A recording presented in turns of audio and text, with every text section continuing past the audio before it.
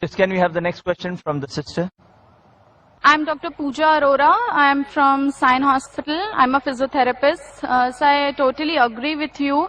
Just a small question. When Muhammad Prophet attained his prophethood, and as you said, he was a common man before he attained prophethood.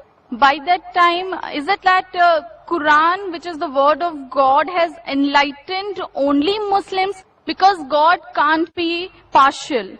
So what was the rest of the world doing when Muhammad Prophet was enlightening a small sect of people? And is it that such a long time is being taken for the rest of the sector of society to just get enlightened to this word of God? And how many years would the non-Muslims, like Hindus, would, I totally agree with you, it has to be a concept. Hindus are believing idols, pictures, or Ram, Bhagwan, whatever, but it is a concept and they have to be enlightened about it, that it is one.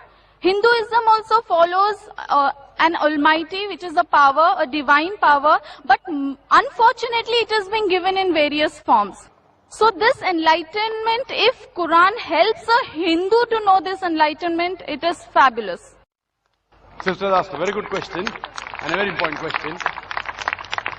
She said that if Quran is such a great book, if it's the word of Almighty God, then why, when it came to Prophet Muhammad, it was only meant for that small group, Arabs of that time, only Muslim. Why not for the full world? How long will it take? Sister, the Quran was never revealed only for the Muslims or for the Arabs. The Quran was revealed for the whole of humanity. It's mentioned in Surah Ibrahim, chapter number 14, verse number 1. In Surah Ibrahim, chapter number 14, verse number 52. In Surah Baqarah, chapter number 2, verse number 185. And Surah Zumur, chapter number 39, verse number 41. That the Quran was sent for the whole of humanity. Time is short, therefore I'm only giving references, not the quotations. So Quran was not sent only for the Muslims and the Arabs. The Quran was sent for the whole of humanity. And Prophet Muhammad, peace be upon him, he was not sent only for the Muslims or the Arabs. The Quran says in Surah Anbiya, chapter number 21, verse number 107. وَمَا أَرْسَلْنَاكَ إِلَّا رَحْمَةً لِلْعَالَمِينَ, that we have sent thee not but as a mercy to all the human beings, as a mercy to all the worlds, as a mercy to all the creatures. The message is repeated in Surah Sabah, chapter number 34, verse number 28, that Prophet Muhammad, peace be upon him, is sent as a universal messenger, giving glad tidings and warning them against sins. But most of the human beings yet do not know. Now this verse of the Quran says, most of the human beings yet do not know. That's the reason, sister, we are having such conferences. It's the duty of every Muslim that should convey the word of Almighty God to all the human beings. So one more thing, sir. Can I ask? It may take time, but better late than never, sister. Better late than never. And everyone who claims to be a Muslim may not be a practicing Muslim. He may have a name, Abdullah, Zakir, Muhammad, Sultan, but he may not be a practicing Muslim. Similarly, as you rightly said, in Hinduism, you don't follow your scriptures. But yet, the religion which is the maximum followed, not only by lip service, but in practice today, it is Islam, number one. In numbers, Christianity, it is close to 2 billion. Muslims claiming is 1.3 billion. But the people practicing the religion, number one is Islam. Percentage-wise, it is the largest. So these lectures are mainly those small percentage of Muslims who are not following Islam correctly, to get them closer to Islam. And to those non-Muslims, we want to give the message of peace, the message of love, and prove to the world that there is only one God. The ultimate peace can only come if you submit a will to Almighty God. That's the only way to get ultimate peace in this world and thereafter. So that's the reason, sister, we are having such conferences. We have a satellite channel, Peace TV, where every day more than 60 million people, they are watching it. So at least on the day of judgment, we can give shahada to Allah subhanahu wa ta'ala. Ya Rab, we did our best, whatever we could. We at least gave the message every day at least to 60 million people. And today, the message has even reached you, sister. So tomorrow, on the day of judgment, I can tell to Almighty God, I gave the message to the sister. Whether you accept or not is in your hand, sister. I just want to add, can I? Thank you very much, sir. Just one more thing. If because God is impartial. So on the day of judgment, as you did a partiality that non-Muslims should be given first priority to ask their questions, God is impartial.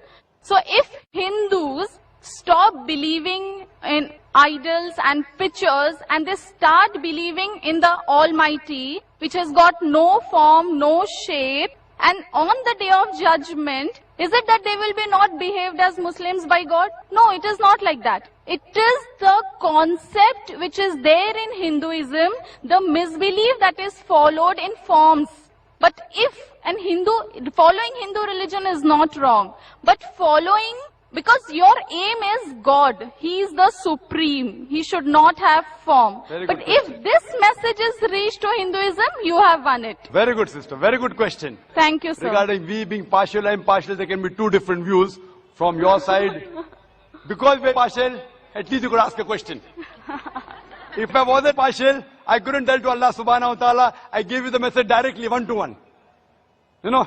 So He doesn't believe. So what we have to realize, sister, but why we are partial? We are partial to be impartial. Because the others have got the message. If not 100%, 90%. You all have got less. So we are partial to be impartial. Right, sir. So what we Now need coming back to your question, sister. Yes, It's sir. a very good question. That if the Hindus believe in one God, do not believe in idol, do not believe in images, do not believe in statues, on the day of judgment, won't we be Muslims? Correct. You are following part of Islam. Correct. If you read the Hindu scriptures further, the Hindu scriptures say there is another messenger to come. And the coming of Prophet Muhammad, peace be upon him, has been prophesied in various places. He is prophesied in Bhavishya Purana, Parva 3, Khanda 3, Adhyay 3, Shlokas 5 to 8. He is prophesied in Bhavishya Purana, Parva 3, Khanda 3, Adhyay 3, Shlokas 10 to 27. He is prophesied in the Atharva Ved, chapter number 21, verse number 6. Atharva Ved, chapter number 21, verse number 7. He is prophesied in several places. He is mentioned by name no less than 100 times as Muhammad in the Hindu scriptures. Right, Time sir. doesn't permit me to mention all the references.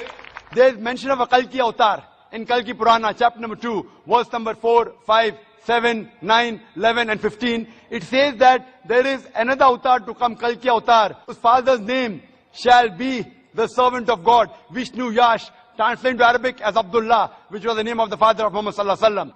The mother's name of this Kalki avatar would be Sumati, that means peace and serenity, which is Amina in Arabic, which was the name of Prophet Muhammad sallallahu alaihi wasallam, mother.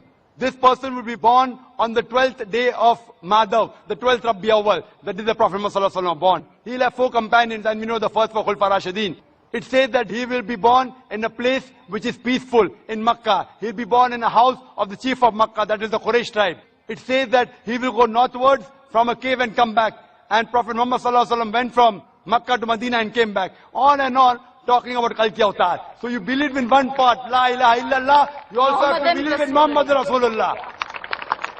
Thank you, sir. Thank you. And if you do this, you keep your name, whatever your name was, whether Preeti, whatever name, sister. What is the name, sister? Pooja. Pooja. You keep your name. Don't change your name. But indeed, you will be a Muslim.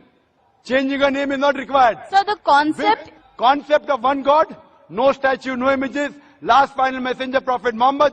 Inshallah, on the day of judgment, you will go to heaven with your name, Pooja. So the pathways are different. The only thing is the goal should be the same. That is No, what sister. I believe. For the goal, pathways are different. If both the different pathways go to the same goal, they it is meet fine. at the same goal. Yes, sir. That is what I want to say. All the roads don't lead to Rome, sister. Fine? You may think it will lead. So if you think falsely, I have to correct you. I don't can- believe... No, sir. No, sir. sister, if you say you're a Hindu, by Yeah. definition, Yeah. Hindu is a person who lives in India. No, sir. It's not like that. Sister, Hindu is a geographical definition. You don't know, I know. I'm a Hindu by geographical definition. I'm a Hindu. Geographically, sister, the word Hindu was first used by the Arabs. There are many Arabs here. They call me Hindi when I go there. Hindi, Hindi. They tell I'm a Hindu. The word Hindu was first used by the Arabs when they came to India. It was also used by the Persians to describe the people who lived in India. So geographically I'm a Hindu, but if you tell me religiously, Hindu is a misnomer. Swami Vivekananda said, the right term is a Vedantist. You should follow the Vedas.